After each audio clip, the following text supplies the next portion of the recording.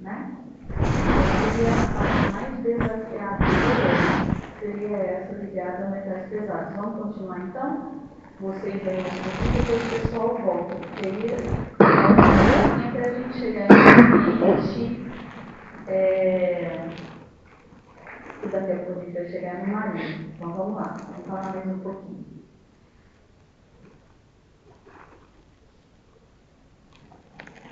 Pega o gancho, porque tinha pessoas que já falaram um pouquinho, aí vocês vão falar um pouquinho mais. Vamos lá.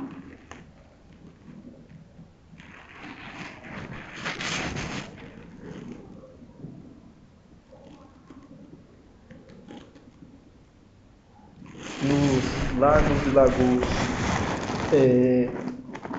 apesar de ele ser um ambiente tipo assim, mais parado, que não é tanto de correnteza assim, eles ainda assim apresentam uma dinâmica, assim, um ambiente dinâmico decorrente do fluxo de água que entra e sai, e também de fator como o vento, que vai, como a gente está vendo, bioaerôbica, biologia, pode ir trazendo também. E também a variação de temperatura. Isso, criando um ambiente assim dinâmico mesmo. Então, por mais que você possa achar que seja um ambiente parado, que não tenha atividade assim, tem de mesmo assim atividade dinâmica, ou seja, ainda tem essa parte intensificada, por conta justamente disso, de ter essa entrada, essa saída de água, o fluxo de água propriamente dito.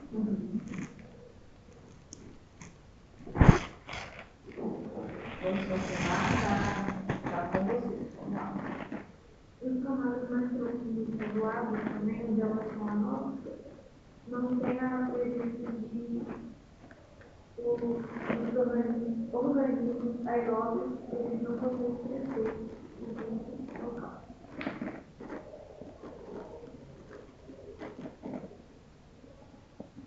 Podem seguir, gente. Está com vocês. Falando um pouco dos usuários, né, que são de água sabor, as três características deles, que são alta variabilidade físico-química, da salinidade e do pH. As comunidades delas são mais adaptadas à instabilidade, né, porque, como eu já falei, a característica tem uma alta variabilidade física e química e também uma alta produtividade de interação.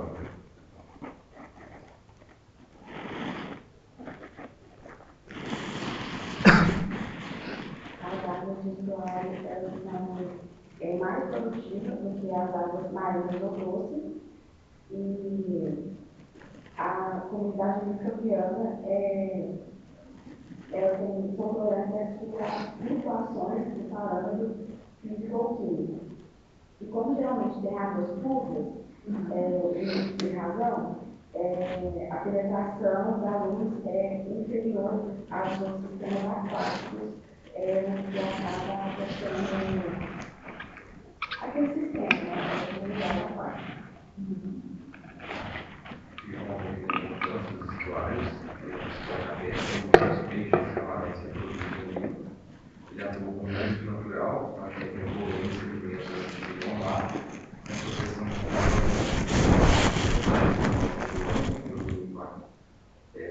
universidades, através da navegação e do turismo. Ok, aí outra coisa, vocês perceberam então que há mudanças grandes dos outros ambientes de água doce para esse sistema aqui de água salobra, né? Os estuários, não é? Tem mudanças grandes aí, não é isso? Então, o que acontece? Isso, de certa forma, impacta aqueles micro-organismos e outros seres que chegam do sistema de água doce e aqueles que estão vindo da água salgada, não é isso? Então, o que acontece? Agora que a gente está tendo o degelo das geleiras, né? E isso significa aumento do nível do mar, isso pode fazer o quê? Que em vários locais a gente tem um avanço das águas do mar, salinas, né? Sobre a costa, não é isso? E com isso a gente pode ter a situação de ter amplas faixas né, de água salobra, elas se estenderem aonde era água doce. E isso, o que vocês acham que pode interferir aqui nesse ambiente? A salinidade. E tem também que quando está com a maré cheia, se tem a predominância de mais de sal e maré baixa de água doce. Ou seja, então quando aquela área que era para ser um estuário, ela começa a ampliar, ela começa a causar salinização de muitos ambientes que poderia ser só destinado, por exemplo, água doce, água que, querendo ou não, vai ser tudo direcionado. E aí a gente vai ter uma mudança aí da microbiota, né? E claro, impactando os outros seres, os peixes, né, gente? Nessas zonas que o que acontece? A água do salgado vem e ela vai fazer pressão aqui para empurrar a água doce, né? Então nós vamos ter um impacto aí grande para frente nesses lugares que vão começar a sofrer esse tipo de ação, né? Então a gente tem uma mudança em toda a ecologia microbiana desses locais, né? Que a gente está vendo que é uma redução de parte de água doce indo para esse outro tipo de ambiente e água salgada chegando e tirando o local originalmente que era estuarino, né? E a gente vai ter um impacto também na própria vida dos outros seres, né? Especialmente dos peixes, que são diferentes em relação à água doce, totalmente doce, já a diferença para esses que vão se adaptar melhor na água salobra e aqueles que são fundamentalmente da água salgada, não é isso? Então isso a gente vai ter uma série de impactos aí. Aí vocês já tinham lido alguma coisa sobre isso? Ou pensaram agora que a gente está falando sobre? Eu sei que nós tivemos uma aula com o Margelo que ele falou muito de espécies. E são poucas espécies que conseguem fazer. Tinha até um nome técnico, agora eu não lembro daqui, que consegue fazer essa adaptação de ambiente, igual o salmão. Eu sei que o salmão, ele em determinado período do tempo, ele sai, se não me engano, da água doce e vai para a água salgada. Mas isso é uma minoria dessas espécies que tem essa adaptação. Ou seja, aí então, se um ambiente que era propício a determinada espécie, ele começa a crescer, tomar proporção, é igual você falou, isso vai afetar aqueles que não têm essa adaptabilidade. Porque não é todos que têm essa capacidade de estar em um ambiente muito extremo. Por exemplo, salinidade e alta salinidade. Sim. Então a gente tem um impacto direto nos micro-organismos, né, na cadeia alimentar, como tinha falado, de plâncton, e isso também tem um impacto grande sobre os seres vivos maiores, como os peixes aí, né? Então a gente já fica de olho nisso, porque é uma coisa que inclusive já está acontecendo, viu, gente? Em alguns locais. E agora, caminhando para o final da nossa aula, né, que a gente são 11h09, vai até 11h30, a gente entra agora nesses sistemas de água salgada, em que vocês também vão falar um pouquinho com detalhes de cada partezinha, né? Então, a gente agora, para fechar nossa aula, nós temos os ambientes de água salgada, né? Os ambientes são chamados marins. Depois, aqui finalzinho, a gente já tem os sistemas de água subterrânea, né? E aí a gente fecha isso, porque depois entra na metodologia do solo, tá? Então a gente vai falar um pouquinho disso aí, tá? E agora é com vocês. Aí vocês vão se organizar enquanto cada um fala um pouquinho de cada parte, tá certo? Os ambientes marinhos, eles têm múltiplas divisões, né? Como, por exemplo, ambiente areística e galáctica, por exemplo.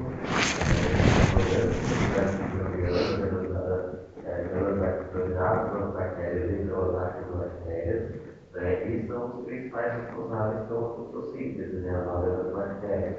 No caso, não é a Amazônia que é o pulmão do mundo, são os mares que são o pulmão, que é, na verdade, o pulmão do mundo. Eles são responsáveis pela produção da maior parte da oxigênio disponível na atmosfera, no planeta. E E a gente, os principais impactos que a gente tem que fazer, mas em relação aos impactos causados, impactos que ele faz, né, que são causados pelo humano, a gente tem, por exemplo, o crescimento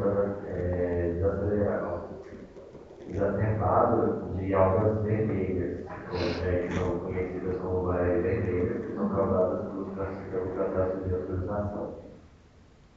E aí acaba que essas marés vermelhas vão matar muitos outros seres, né? Liberam toxinas. Nas costas, quando chega na praia. E por quê? Porque elas fazem o quê? Elas liberam toxinas e justamente por esse nome de maré vermelha, isso vai estar afetando a cadeia produtiva ali, o ambiente ali. Sim, geralmente são toxinas de efeitos neurológicos, né? Aí aqueles seres que estão em contato com essas toxinas, né? Eles morrem, e claro que sofrem, né, gente? Mas inclusive esses efeitos podem chegar até a gente, não é isso? Sim. Né? Então, esses efeitos de contato com essas neurotoxinas, essas toxinas várias que cianobactérias e algas produzem, então isso pode vir impactar até os humanos também, pela quantidade que tiver exposição à pessoa, né? Então a gente tem isso também. Mas vamos lá, vamos falar um pouquinho, né, dessas diferentes classificações aí que o Léo falou, né? Vamos conversar mais um pouquinho sobre esse ambiente amarelo aí.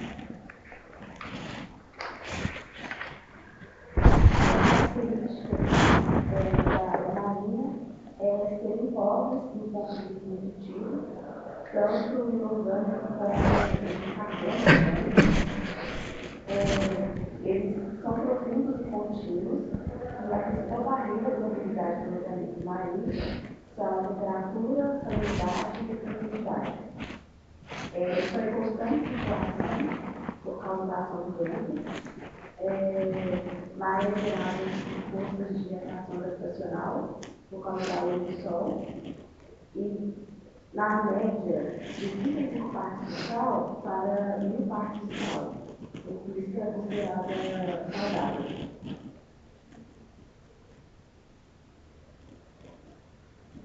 Aí a gente tem as zonas oceânicas verticais,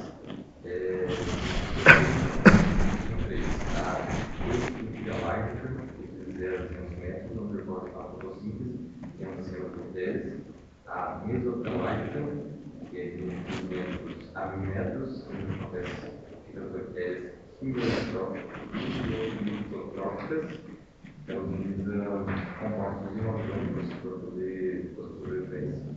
Tem a abissal, que é maior que 1000 metros, onde vivem as ácidas e as bactérias barofílicas.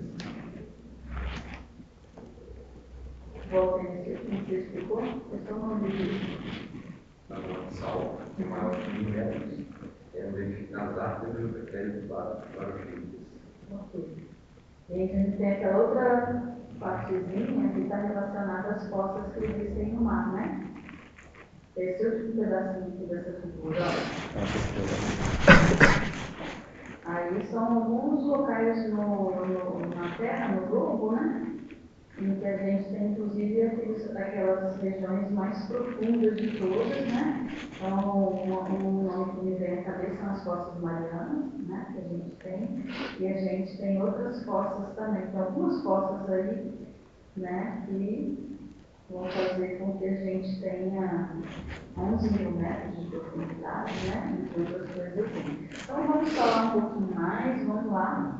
Falamos sobre esses ambientes aí, não só em tópicos, mas só um pouquinho sobre isso. Vamos continuar.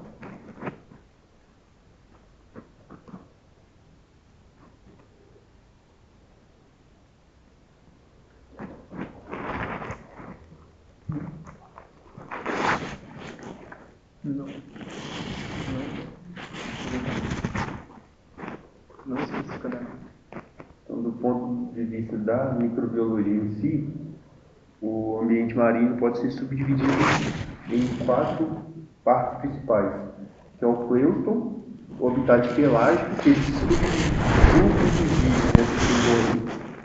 subdivide nessas partes que o Matheus falou, o habitat epibiótico, que são as superfícies que ocorrem populações ambientes, e o habitat endobiótico, que se refere aos organismos que ocorrem no interior dos tecidos de outros organismos.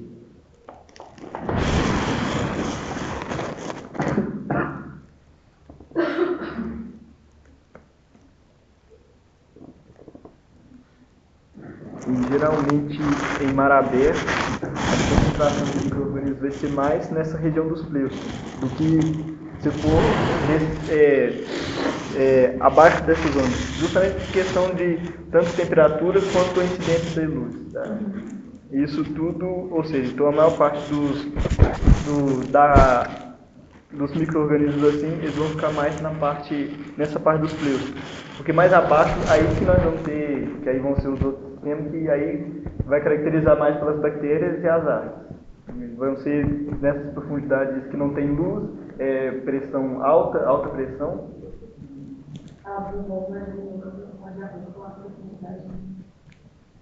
Queria fazer uma pergunta para vocês, está aberto para qualquer pessoa, tá? Está aberto para qualquer pessoa.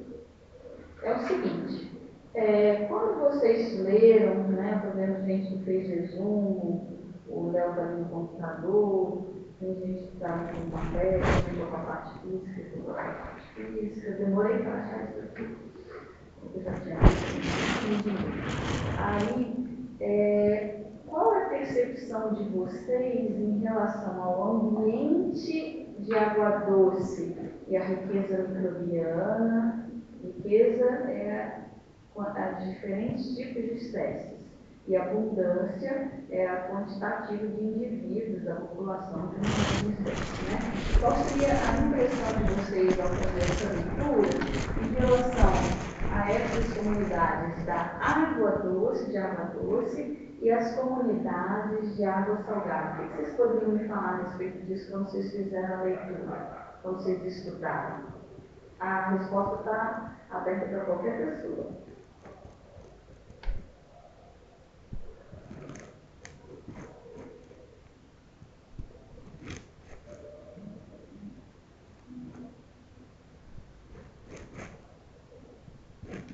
Eu não posso afirmar com certeza, mas eu imagino que nos ambientes de água doce a gente tem uma maior, talvez, diversidade, não diria quantidade, mas eu diria uma maior diversidade de espécies, pois como a meninas colocaram muito bem, nos ambientes salinos e salobros a gente tem menor disposição de nutrientes, então se a gente tem uma menor quantidade de nutrientes no ambiente, consequentemente a gente vai ter menos, não menos indivíduos, mas menos variabilidade. Né? E nos ambientes de água doce, como tem mais disposição de nutrientes, então dá para, eu imagino, que os indivíduos das espécies elas possam se diversificar em diferentes tipos de nutrientes, ou seja, aí isso vai acabar causando diferenças entre as espécies também, ou seja, uma maior biodiversidade nos ambientes de água doce. Muito bem. Vocês conseguem pegar essa explicação deles, né? Porque faz todo o sentido quando a gente começa a pensar, né, na questão de nutrientes, nos tipos de nutrientes, né? Então a gente pode ter regiões, vamos dizer, bem ocupadas, com bastante população, mas uma menor diversidade de espécies, e a gente pode ter regiões com uma maior diversidade de espécies e que não tenham tanta abundância de cada uma das populações, né? Então, essa foi uma pergunta que eu fiz e a gente pode continuar. Vamos explorar um pouquinho mais esse ambiente do mar aí, porque tem um texto bacana sobre ele, certo? Então, vamos falar um pouquinho mais sobre o que vocês pegaram aí, está aberto, hein? Eu estou... eu vou até caminhar para fechar isso aqui, contábil que estava no prato. Vamos lá. Vamos falar um pouquinho mais desse ambiente.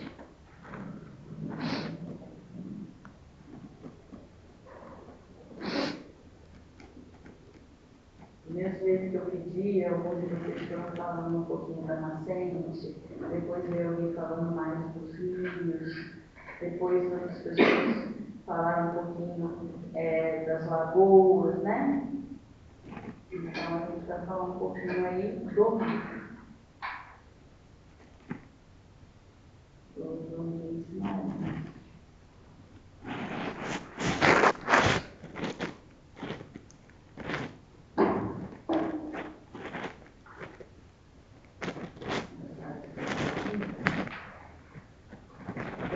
Achou que eu pensei em botar o texto lá, mas não.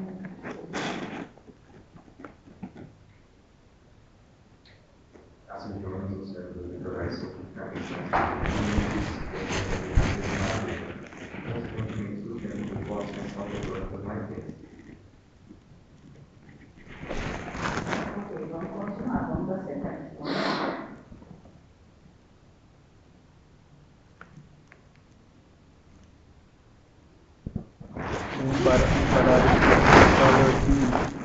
Ele fala algo como, igual que você falou no início ali, que antigamente se achava que os recursos que eram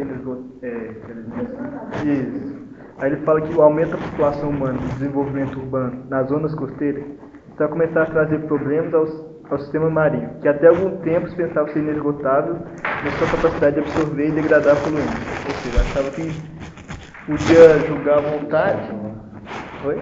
Solta lá e ele resolve. Isso. Por mais que ele tenha essa capacidade de autodepuração, mas você começa a ter grande quantidade assim, não ter um tratamento assim, isso tudo vai afetando essa capacidade natural de autodepuração que o rio, o mar, que ele tem. Porque ele tem essa capacidade natural, só que com o excesso do ser humano... E os micro-organismos que lá estão. Isso. Exatamente. E tem uma coisa que eu falava assim, né? Também em relação aos micro-organismos, ficou muito aquela questão que eu vou voltar a falar em outro momento, uma questão que é chamada assim, infalibilidade microbiana, como se eles não fossem falhar nunca. Mas à medida do nosso impacto nos diferentes compartimentos, quando eu falo compartimento assim, ar, sol, água, né? Então o que acontece? Chega um momento que eles também não dão conta de todas as transformações, porque isso vai estar de acordo com a natureza daquilo que está sendo produzido pelo homem, está chegando até o contato com eles, a questão de cargas de partículas do solo, que a gente vai falar em outro momento, as características do que está sendo depositado, do que está sendo colocado, né, na parte costeira, como você está falando, né, a quantidade de matéria orgânica que está sendo colocada no ambiente marinho que não era. Junto com isso, né, resíduos que estão levando o quê? A possível acidificação das águas marinhas, que não são, pelo contrário, né? Alguns desses, aí eu vou falar mais do nosso país, alguns desses desastres, né, que aconteceram ali na bacia do Rio Doce, agora no Marinho, no Paraupeba, né, estão levando rejeitos ao longo de todo aquele ambiente até chegar no mar. Então, por exemplo, estão levando metais também, não eram realmente comuns ali naquele ambiente, que estão chegando naquele ambiente. É o caso, por exemplo, do ferro, que está chegando em muita quantidade nesses ambientes, e ele não era tão forte assim, né? Então a gente vê um impacto assim brutal de várias fontes. São metais pesados chegando no ambiente que eles não eram tão comuns. A gente vê a questão dessa matéria orgânica chegando numa quantidade muito grande. E aí o que acontece? Tem um desequilíbrio naquela comunidade microbiana que permite o crescimento desequilibrado de algumas populações que vão acabar levando essas eutrofizações. Então a gente vai vendo ali, de certa forma, um desequilíbrio, uma desbiose ali naquele equilíbrio que antes vis-à-vis de várias populações trabalhando de forma cooperativa, que a gente não vai conseguir ver mais, né? Porque do mesmo jeito que você falou da possível depuração do mar, o próprio solo, gente, que a gente já vai ver para frente, ele é tido como um filtro. Então, a água que chega na superfície e que vai atravessar o solo pelo processo de infiltração para acessar o lençol freático, para acessar a água subterrânea, o solo ele sempre foi tido como um filtro, né? Que vai fazendo a limpeza dessa água que chega na reserva subterrânea, né? E o nosso filtro de barro tem um pouco essa linha de pensamento, não tem? Em que a água vai o quê? Passar por uma região filtrante ali e vai fazer o quê? Uma limpeza da água que vai para o compartimento. Então, tudo isso daí vai afetar. Então, vamos lá, gente, né? A gente está nas páginas finais para a gente fechar o nosso estudo aí. Seria a página, ó. Depois dessa daqui, ó, né, que vocês começaram a falar dessas divisões, né? A gente passa para essa página onde não tem desenho. Que aí vocês no computador, vocês podem até ter numeração, eu aqui no meu não tenho. Aí passa nessa página e vai chegar no sistema de água subterrânea, né? Então, essa parte que eu queria que vocês falassem um pouquinho mais agora e a parte da água subterrânea que está sendo falado aí. Na água subterrânea, a gente separa que esses ambientes são bem importantes, a atividade microbiana ainda mais nos ambientes marinhos, né, devido a esse nutrientes, muitas das vezes as comunidades de bactérias e dos organismos, eles estão aderindo aos sólidos presentes e tem um predomínio de bactérias anaeróbias e fixadores de nitrogênio. Quem quer continuar a partir do Léo aí? Vamos lá. Que os ambientes profundos ele vai apresentar essa maior diversidade, né? Aí vai ter os micro-organismos quimio-heterotróficos, aeróbicos, anaeróbicos facultativos, igual ele falou também dos fixadores de nitrogênio. E também pode conter cianobactérias unicelulares, fungos e protozoários. Aí os aquíferos eles podem ser divididos em superficiais, que Está falando das águas subterrâneas. Estava falando ou não? Perdi aqui agora. Não, vamos lá. Ah, tá. Comecei a falar Então. Aí os tipos das águas subterrâneas, um exemplo é o aquífero, que vai ser abaixo da superfície, composto por materiais rochosos, porosos e saturados de água. E aí alguns tipos desses aquíferos tem os superficiais, eles vão ser alimentados pelas chuvas, pelas águas da chuva, vão ter um fluxo mais rápido, e vão ter os intermediários, que eles vão estar até 300 metros de profundidade, um fluxo mais lento, e fornece a maior parte de água potável para irrigação, ou seja, o intermediário é o que nós comumente mais utilizamos. E tem os profundos, que é abaixo de 300 metros, que o fluxo vai ser mais lento ainda, e condições anaeróbicas, e que ele não vai ser diretamente regado pelas águas da chuva. Como se fosse uma divisão vertical dos aquíferos. Tem mais que quer complementar alguma coisa? Em comparação com a microbiologia dos sistemas de aquíferos superficiais, esse das águas subsuperficiais ainda tem muita pouca informação sobre. E você vê, né? Tem muito pouca informação sobre e já está sendo completamente impactado, né? Sim.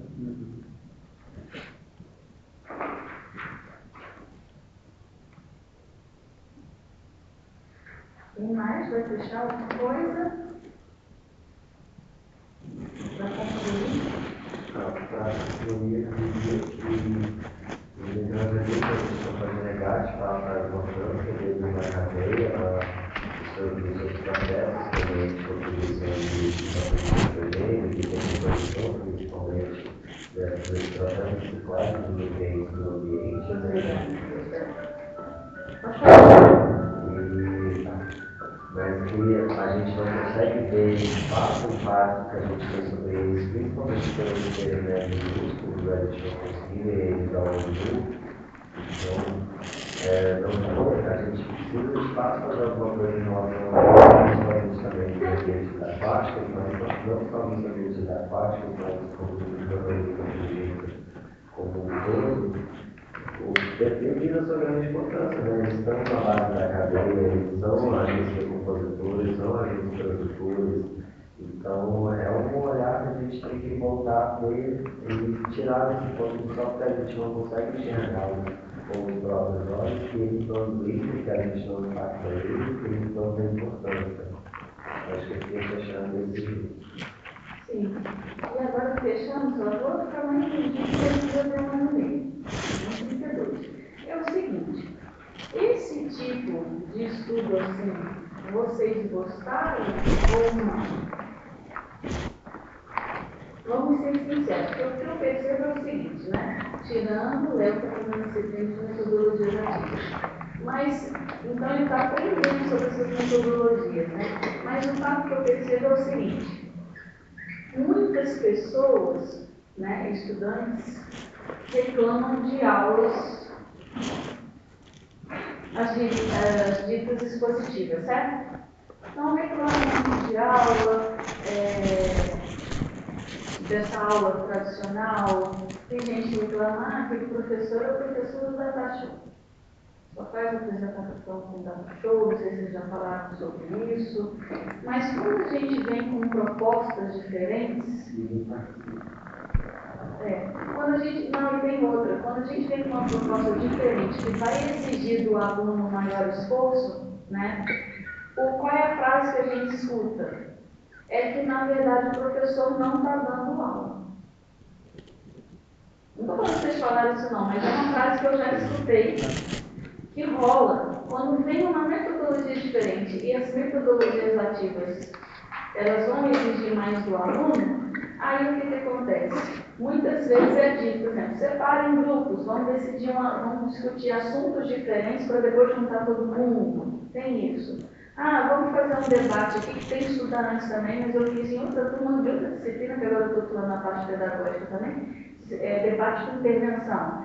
Aí a gente percebe algumas existências de alguns alunos, de outros não, né? E a gente percebe essa questão. Se ele faz uma coisa diferente, né? Foi como o Léo falou, e vem essa questão assim, o professor está dando aula. Por quê? Porque tem essa concepção de que o professor está dando aula quando ele está aqui no quadro explicando, escrevendo ou usando a lousa, né? A Pacomão, inclusive, quem estava antes, ou que o professor está com o data show explicando, né? Mas aí eu queria saber de vocês, porque eu acho esse tipo de coisa aqui interessante, né? E por ser uma turma menor, fica melhor ainda. Às vezes é difícil, não sempre, é difícil fazer algumas coisas com turmas muito cheias, né? Mas em relação a turmas menores, eu acho bacana. Queria saber de vocês. Igual, vou dar minha opinião assim sincera. Quando é aula assim, eu acho que para aprender, querendo ou não, se aprende, eu acho que se aprende melhor. Assim. Só que tem muito de receio, eu acho que é receio de cobrança. Eu falo por mim mesmo, tipo assim, você mesmo estudando, você fica pensativo naquilo, mesmo você pode ter lido a matéria, você fica pensativo como é, o que você vai puxar, o que você vai falar, alguma coisa assim. Mas eu acho que a forma de aprender, você consegue aprender, eu acho que é eficiente.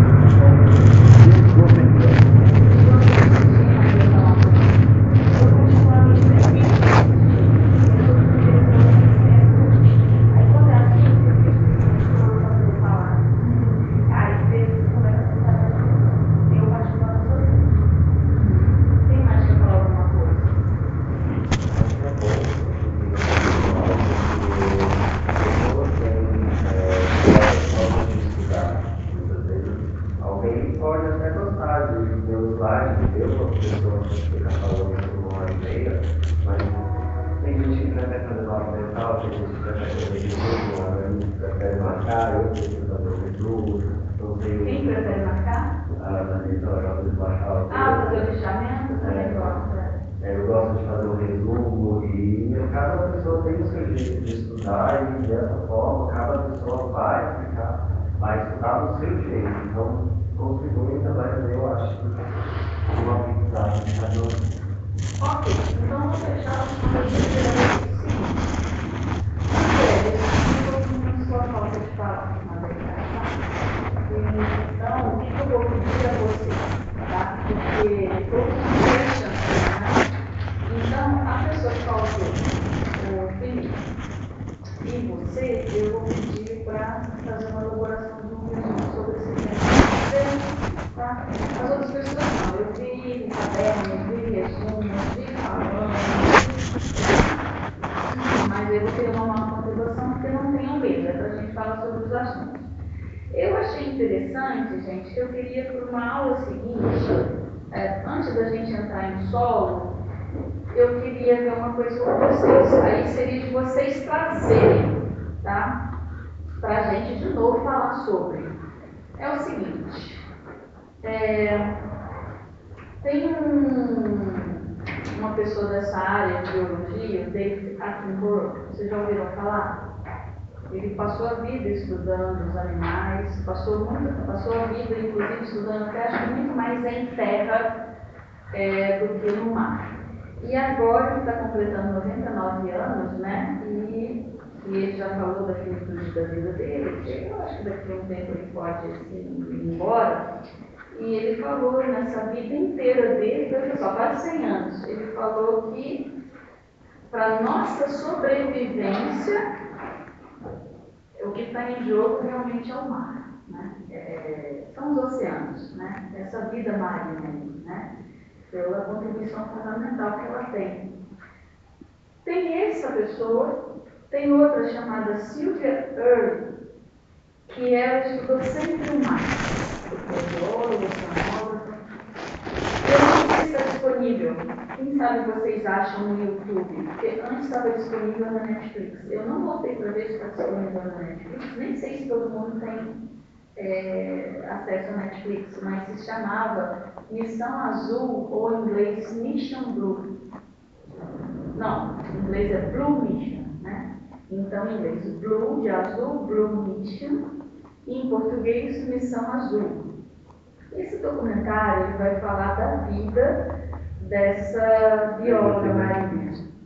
Hein? Aqui no Google fala que ainda tem na Netflix. Tem na Netflix? Então, quem puder, quem conseguir com alguém na Netflix, essa Blue Mission, tá?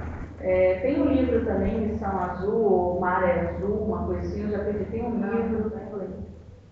Aí tem que botar a gente põe a legenda lá em português, né, pra gente ver. Muito interessante. E aí tem uma situação, você fala, mas como é que eu vou trabalhar com isso? Gestores ambientais, não sei, mas é pra gente ver a importância dos ambientes marinhos. Vocês estão ouvindo falar no branqueamento dos corais? Né? Então eu queria que vocês, essa Blue Mission, ela vai falar muito disso, tá? Mas vocês vão conseguir acessar esse branqueamento dos corais por outras fontes também, tá? Para ficar uma coisa mais democrática de vocês. E aí eu queria que vocês pesquisassem para sexta-feira seguinte, que eu acho que não tem feriado, para a gente poder falar de uma forma maior sobre o branqueamento dos corais, porque tem a relação com os micro-organismos, objeto da disciplina, tá? Mas falar desse local, desse compartimento, eu estou usando essa palavra só para separar, é tão importante para nós, porque alguém já destacou, mais de a questão alguém falou assim, não é a Amazônia que é o pulmão do mundo, são os oceanos. Eles ajudam junto com as plantas essa parte da emissão do oxigênio. O que não tira a importância da Amazônia enquanto aquela que a gente vai ter os rios voadores. A partir do momento que começa a degradação da floresta amazônica, a gente tem a perda dos rios voadores, certo? Deixa os rios voadores quietos para lá um pouquinho. E aí vocês vão, essa semana que vem de agora para a próxima sexta-feira, vão usar as mentes de vocês para pensar um pouquinho sobre o mar, o branqueamento de corais, procurar esse David Attenborough para ver essa última fala dele, né, A gente sabe quando a finitude está chegando. Já tem 99 anos, é uma excelente profissional. Essa Silvia, eu espero que ela não tenha morrido. Eu acho que eu não matei ela de jeito nenhum, acho que ela está por aí. Né? Mas é para a gente ver essa questão dos oceanos que nos afeta sem que a gente imagine. Porque a gente está aqui, gente. A gente está aqui na Bacena, mais de 1000 metros acima do nível do mar. Demora algumas boas horas para a gente chegar no mar. Como isso iria nos afetar? Então eu queria que fosse algo que vocês pudessem procurar, e seria muito bom se vocês pudessem ver esse documentário ou conseguirem ter acesso ao último vídeo. Procurem o nome dele, porque eu vi no Instagram, mas vocês podem ver no Instagram, vocês podem ver em outras fontes. Podem procurar, ele na verdade virou Sir, né, na Inglaterra. Então ele é Sir, escreve Sir, S-I-R, Sir David Attenborough, né? E que vocês pudessem ficar agora na mente de vocês com o mar. E o mar, quando eu falo, são os mares, os oceanos, enfim, esses 70%, esses 97% que a gente tem de reserva como água marinha. Então, que vocês pudessem trazer na semana que vem tudo que vocês acharem interessante a partir dessa pesquisa de vocês, em que eu acho que esse Blue Mission é fantástico. E tudo o resto que vocês, que a mente de vocês vá atrás, que dentro do tempo de vocês consigam procurar e pesquisar. E eu quero que vocês me ajudem, porque ele chega ao final da vida dele dizendo que o mar é a parte mais importante do nosso planeta. E que se a gente não cuidar bem do mar, a gente de fato vai ser um caos enorme, né? Então, eu queria que vocês procurassem por essas fontes. Eu estou dando 2 fontes maravilhosas, mas vocês podem procurar fora da Netflix também. Mas eu queria ver o que vocês acham. Vocês vão ter um tipo de pensamento desses pesquisadores? Vocês vão procurar outros que dizem outra coisa? Como é que vai ser essa reflexão que vocês vão fazer nessa semana de trabalho? E que eu espero que vocês assistam. Podem pegar pipoca na hora também, outra coisa que vocês gostam de comer, um refrigerante, alguma coisa. Que seja um pouco lúdico, por outro lado, nos deixa um pouco também tristes. Quem reflete mais deixa a gente assim, porque é para mexer.